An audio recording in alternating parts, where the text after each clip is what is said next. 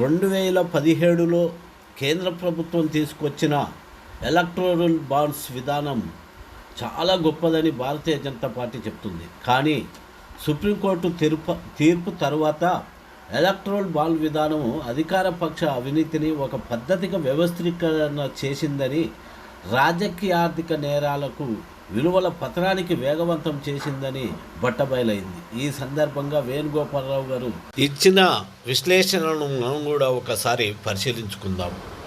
Electoral bond అంటే ఏమిటి కూడా తెలియని వాళ్ళ దగ్గర నుంచి కూడా ఉండుంటారు శ్రోతల్లో, కాబట్టి అక్కడ ప్రారంభిస్తాం. రాజకీయ పార్టీలకు సంపన్నులు, కార్పొరేట్ కంపెనీలు విరాళాలు ఇవ్వడం, చందాలు ఇవ్వడం కొత్త విషయం కాదు. బహుశా 1951 ఎన్నికల నుంచి 52 ఎన్నికల నుంచి అది జరుగుతూనే ఉంది. 1951లోనే వచ్చిన representation of peoples act irregularities ఉండడానికి వీల్లేదు, ఇంతకన్నా ఎక్కువ ఖర్చు పెట్టడానికి వీల్లేదు అని చెప్పినప్పటికీ అది 75 ఏళ్లుగా ప్రతి క్షణం ఉల్లంఘన గురైంది. ఈ దేశంలో ఎన్నికలు అనేవి అక్రమంగా జరుగుతున్నాయి. కనుక ఎన్నికల గురించి ఎవరో ఎన్నికల్లో బాగు చేస్తామని మాట్లాడితే చాలా ఆశ్చర్యం వేస్తున్నారు. 51 రిప్రజెంటేషన్ ఆఫ్ పీపుల్స్ యాక్ట్ను అక్షరము ఇన్ లెటర్ అండ్ స్పిరిట్ కనుక అప్లై చేస్తే ఈ దేశంలో ఒక్క ప్రభుత్వానికి చట్టబద్ధత లేదు. ప్రతి అభ్యర్థి, ఓడిపోయిన అభ్యర్థులైనా గెలిచిన అభ్యర్థులైనా రిప్రజెంటేషన్ ఆఫ్ పీపుల్స్ యాక్ట్ అక్రమాలు చేసిన వాళ్ళే. కనుక ఎన్నికల గురించి గొంగట్లో దీని వెంట్రుకలు వెతకడం అవసరం లేదు. కానీ ఈ ఎన్నికల రాజకీయాల్లో ఎన్నికల నిధులు సంపాదించే క్రమంలో అక్రమాలు జరుగుతున్నాయి, పారదర్శకత ఉండడం లేదు. 20,000 ఇంతకుముందు నరసింహారెడ్డి గారు చెప్పారు, 20,000 రూపాయల కన్నా ఎక్కువ ఇస్తే ఎవరైనా ఇవ్వచ్చు. 20,000 రూపాయల కన్నా ఎక్కువ ఇచ్చేటట్టయితే అది తప్పకుండా పేపర్స్లో రిఫ్లెక్ట్ కావాలి, అకౌంట్స్లో రిఫ్లెక్ట్ కావాలి. 20,000 కన్నా ఎక్కువ ఎవరు ఇవ్వడం లేదా? ఇంతవరకు ఎక్కడా రిఫ్లెక్ట్ కాలేదు. కనుక దీంతో అక్రమాలు జరుగుతున్నాయి. దీన్ని పారదర్శకం చేయడం కోసం ఎవరు ఎవరికి ఇస్తున్నారో బయటపడకుండా ఎలక్టరల్ బాండ్స్ అనే ఒక పద్ధతి పెడుతున్నాము. నిజానికి ఈ పద్ధతి పెట్టిందే గోప్యతను పెంచడానికి, కానీ పారదర్శకత కోసం చేస్తున్నాము ఈ పని అని అరుణ్ జైట్లీ గారు 2017 బడ్జెట్ సమావేశాల సందర్భంగా ఎలక్టరల్ బాండ్స్ పద్ధతి తెస్తున్నాము, ఇది పారదర్శకంగా ఉంటుంది అని ఎట్లా అన్నారు? స్టేట్ బ్యాంక్ ఆఫ్ ఇండియాకు దీని మీద గుత్తాధిపత్యం ఇస్తాము. స్టేట్ బ్యాంక్ ఆఫ్ ఇండియా ఇవి ప్రింట్ చేస్తుంది. ప్రింట్ చేసినప్పుడు దాని మీద ఎవరి పేరు, ఎవరి నెంబరు ఏమీ ఉండవు. ఎవరైనా బ్యాంకుకు వెళ్ళి, స్టేట్ బ్యాంక్ ఆఫ్ ఇండియాకు వెళ్ళి, స్టేట్ బ్యాంక్ ఆఫ్ ఇండియా దేశంలో కొన్ని వేల బ్రాంచీలు ఉన్నాయి, కానీ 29 బ్రాంచీల్లో, దేశం మొత్తం మీద 29 బ్రాంచీల్లో మాత్రమే బాండ్లు అమ్ముతారు. ఎవరైనా వెళ్ళి వ్యక్తులు కానీ, వ్యక్తుల సమూహం కానీ, కార్పొరేట్ కంపెనీ కానీ, విదేశీ కంపెనీల దేశీయ సబ్సిడరీలు కానీ, ఈ 4 రకాల వాళ్ళు వెళ్ళి తమ పేరు, ఊరు కూడా చెప్పనక్కర్లేదు, బాండ్ కొనుక్కోవచ్చు. బాండ్ కొన్నప్పుడు మాత్రం నో యువర్ కస్టమర్ కింద అక్కడ రికార్డ్ చేస్తారు. 1,000 రూపాయలు, 10,000 రూపాయలు, 1,00,000 రూపాయలు, 10 లక్షల రూపాయలు, 1 కోటి రూపాయలు, 5 రకాల బాండ్లు ఉంటాయి. ఈ బాండ్లు కొనుక్కోవచ్చు. బాండ్ వస్తే దాన్ని బేరర్ బాండ్ అంటారు, అంటే అది ఎవరు తీసుకుపోతే వాళ్ళు చెల్లించుకోవచ్చు. ఈ బాండ్ వాళ్ళు తీసుకొని, ఈ బాండ్ తీసుకెళ్ళి వాళ్ళు ఇష్టం వచ్చిన పార్టీకి ఇవ్వచ్చు. ఆ పార్టీ తన అకౌంట్ లోపల 15 రోజుల లోపల అది వేసుకోవాలి. 15 రోజుల లోపల అది వేసుకోకపోతే ఆ డబ్బు ప్రైమ్ మినిస్టర్ రిలీఫ్ ఫండ్ పోతుంది. ఇది చట్టబద్ధ పద్ధతి. దీని ప్రకారం ఏమన్నారు వాళ్ళు? ఎవరు కొంటున్నారో తెలియదు, బేరర్ బాండ్ దాని మీద పేరు లేదు. ఎవరికి ఇస్తున్నారో తెలియదు, దాని మీద పేరు రాసలేదు, పలానా పార్టీకి ఇస్తున్నాం. కనుక చాలా ఇది ఇచ్చిన వాళ్లకు, తీసుకున్న వాళ్లకు తప్ప బయటంతా కూడా గోప్యంగా ఉంటుంది.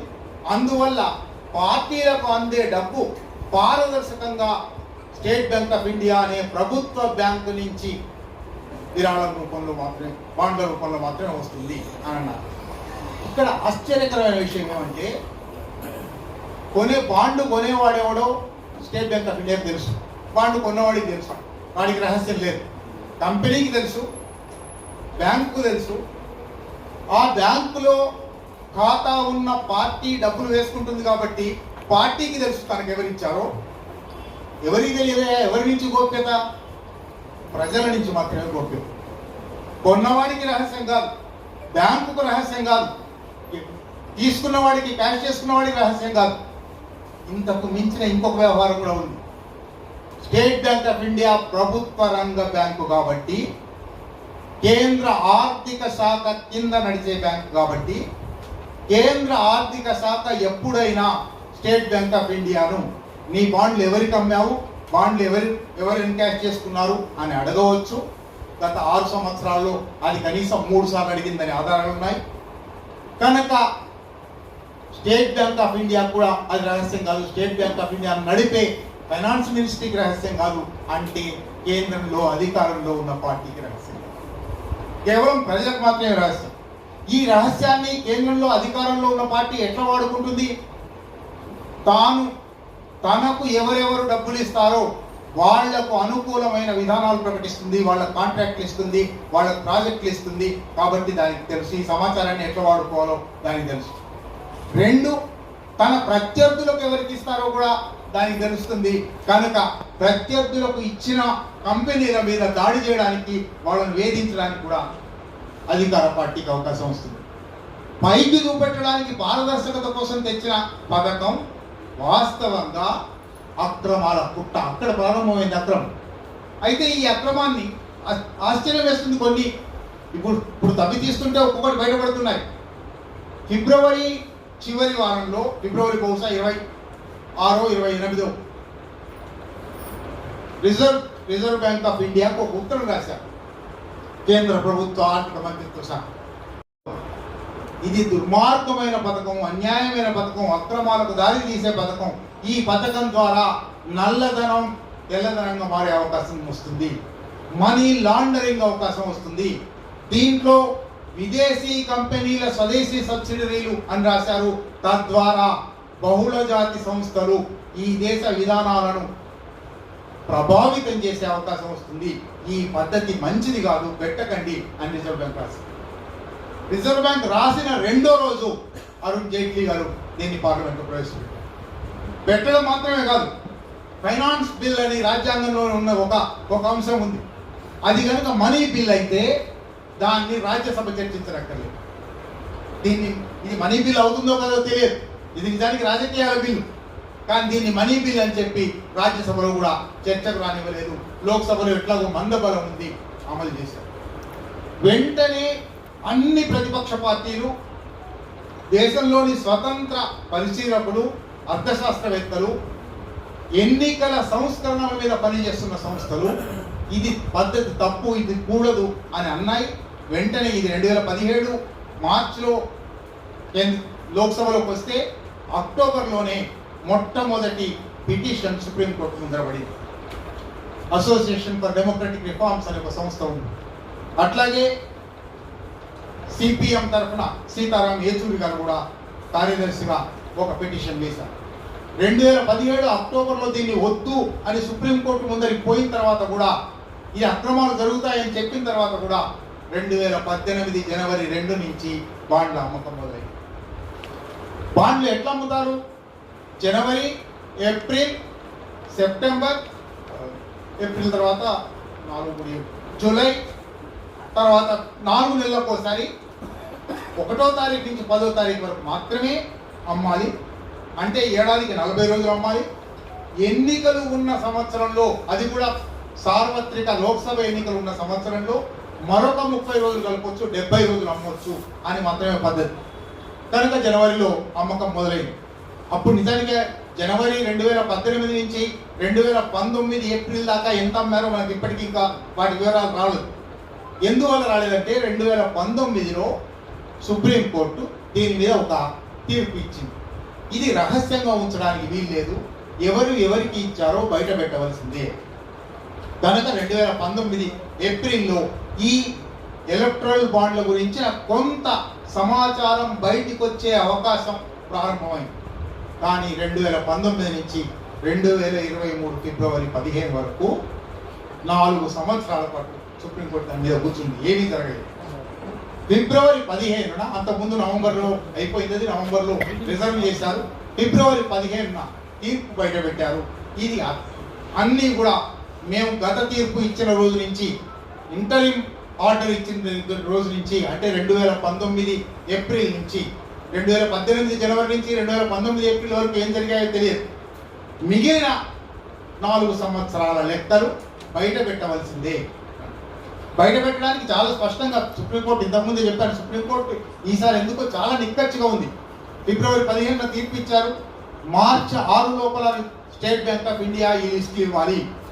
మార్చి 13 నాడు ఎలక్షన్ కమిషన్ ఈ లిస్టులన్నింటినీ బహిరంగంగా వెబ్సైట్ మీద పెట్టాలి అని కూడా చెప్పారు. మార్చి 6 నాడు ఇవ్వవలసిన స్టేట్ బ్యాంక్ ఆఫ్ ఇండియా మార్చి 5 దాకా ఏ పని చేయకుండా 5 నాడు వచ్చి, ఇది చేయడం చాలా కష్టం. నిజానికి ఇవాళ ఇక్కడ వచ్చిన వాళ్ళలో బ్యాంకింగ్ గురించి తెలుసు, మీకు తెలిసిన వాళ్ళు కొందరైనా ఉంటుంటారు. రీకన్సిలియేషన్ అంటారు బ్యాంకుల్లో. అదేమిటంటే ప్రతిరోజు సాయంత్రం 5 గంటలకు దేశవ్యాప్తంగా ఉన్న బ్యాంకులలో ఇప్పుడు ఎలక్ట్రానిక్స్ డివైసెస్ వచ్చాయి కాబట్టి దేశవ్యాప్తంగా ఏ లావాదేవీలు జరిగాయో మొత్తం పైసతో సహా లెక్క తేలాలి. ఎంత వచ్చింది, ఎంత పోయింది తేలాలి. రీకన్సిలియేషన్ జరుగుతుంది, ప్రతిరోజు జరుగుతుంది. కానీ state bank of India supreme court ముందరికి వచ్చి ఇది అంత తొందరగా తేల్చగలిగింది కాదు. అది కూడా 6,000 బ్రాంచులు 7,000 బ్రాంచుల లెక్క ఏ సాయంత్రానికి ఆ సాయంత్రం తేల్చేవాళ్ళు 29 బ్రాంచుల లెక్క తేల్చలేము. దీనికి మాకు 6 నెలలు సమయం పడుతుంది. పైగా ఇది గోప్యతకు సంబంధించిన వ్యవహారం. నో యువర్ కస్టమర్ అనే దాని కింద వాళ్ళ రహస్యాలు కాపాడుతామని మేము చెప్పాము, కనుక ఇది మేము బయట పెట్టలేము అని అన్నారు. సుప్రీంకోర్టు అట్లా వీళ్ళేది బయట పెట్టాల్సిందే. ముందు రోజు 6 నెలలు పడుతుందన్నవాడు 5వ రోజు లిస్ట్ ఇచ్చేశాడు. 5 రోజుల్లో ఇవ్వడానికి సాధ్యమే అన్నమాట. 5 రోజుల్లో ఎటువంటి లిస్ట్ ఇచ్చాడు? ముందు ప్రారంభంలో చెప్పాను, 2 లిస్టులు ఇచ్చాడు. ఒకటి కొన్న వాళ్ళ జాబితా, ఒకటి క్యాష్ చేసుకున్న వాళ్ళ జాబితా. వెంటనే ఆ జాబితాలు రాగానే నేను ఒక వీడియో చేశాను. మీరు మహో మీడియా మీద చూస్తే వస్తుంది. ఆ జాబితాల ఆధారంగానే ఏ అక్రమాలు బయటపడుతున్నాయి, దాంట్లో ఏముంది, ఏ డేట్ నాడు ఏ బాండ్ ఎవరు కొన్నారు, ఎంత కొన్నారు అని మాత్రమే ఉంది. అది ఎవరికి ఇచ్చారు అని బయటపడకపోతే మనం అక్రమం జరిగిందని బయట పెట్టలేము. నిజంగానే ఎన్నికల నిధులు అవసరమే కాబట్టి వాళ్ళు ఇచ్చారు, వాళ్ళు కొన్నారు, వీళ్ళు ఇచ్చారు అని బయటపడుతుంది. సుప్రీంకోర్టు ముందరికి, సుప్రీంకోర్టులో ఈ మొత్తం కేసు ప్రశాంత్ భూషణ్ ఆయన నాయకత్వంలోని న్యాయవాదులు చేస్తున్నారు. ప్రశాంత్ భూషణ్ మళ్ళీ ఇది లాభం లేదు, ఈ ఆల్ఫా న్యూమరిక్ నెంబర్ చెప్పండి అని మళ్ళీ వెళ్ళాడు. సుప్రీంకోర్టు ఎందువల్లనో అది ఆమోదించింది. మళ్ళీ స్టేట్ బ్యాంక్ ఆఫ్ ఇండియాను ఇమ్మని అడిగింది. మార్చ్ 13కి మామూలుగా అయితే ఎలక్షన్ కమిషన్ వెబ్సైట్ మీద పెట్టాలి, కానీ మార్చ్ 14 నాటికి స్టేట్ బ్యాంక్ ఆఫ్ ఇండియా ఈ గొడవలన్నిటి వల్ల 14 అది ఇచ్చింది. 15 నాడు ఎలక్షన్ కమిషన్ వెబ్సైట్ మీద పెట్టిన తర్వాత ఇది ఒక మామూలుగా పల్లెటూళ్ళ నుంచి వచ్చిన వాళ్ళకి తెలుస్తుంది. పెద్ద తేలును చంపితే లోపల 10, 20, 30 తేళ్లు బయటకు వస్తూ ఉంటాయి.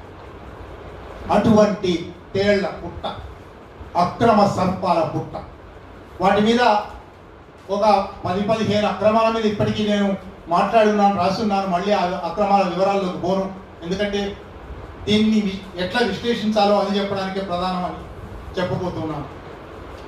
ఈ సమాచారం ద్వారా ఏం బయటపడిందంటే 2019 ఏప్రిల్ 12 నుంచి 2024 ఫిబ్రవరి 15 వరకు 12,769 కోట్ల రూపాయల విరాళాలు వచ్చాయి.